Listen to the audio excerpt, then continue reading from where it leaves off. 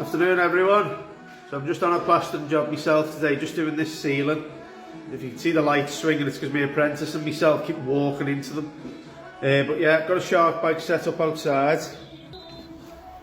So once our PVA goes off, we'll be throwing our first wash down after our first mix through the bucket, and then after our second mix we'll throw it through again, and then once it's all drained down I should be about done with the ceiling, and then I'll just scoop out that sludge out the bag and maybe give it a little rinse, and then it's good to go again next time. So I'll be back in a minute once we're done with the mix. So I've just got my first gauge on. So what I'm going to do now is I'm going to wash down my bucket and my tools. Paddle's been cleaned, and then I'll pop that through the shark bag.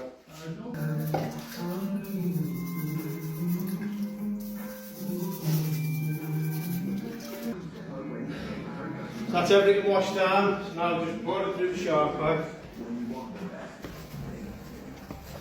The bag's been primed with a bit of water before pouring your slot through, and that just helps prevent that initial bit of sediment getting through.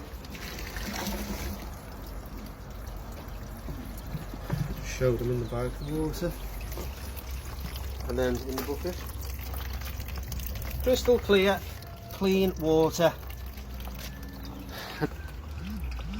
So we'll just leave that draining down now, go back in and crack on with our second coat. And by the time we're done with the second coat and we're ready for cleaning up, the shark bag should be drained down. So yeah, that's the first coat. Just going to get on the second now. So that's our second coat on now. So I'm just going to use my speed skim now to flat that off. And I've just got the cleaning the paddle, and then we'll clean out the bucket and then throw all that through the shark bag. So that's the bag drained down, and that's the water that's come through. So yeah, we'll get this cleaned up and then pour the next one through. So that's us all washed down, ready to pour through the shark bag again. But before we pour that second mix through, we're just going to scoop that sludge out the bottom of the shark bag, throw it into an empty multi-finish bag, and then it'll be good to go for our next load of water.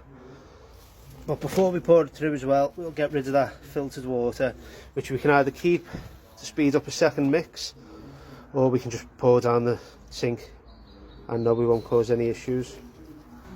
So that's the bucket emptied of the filtered water, the sludge scooped out the shark bag, and now we can pour our second mix through the bag. Well, our second clean down, should I say.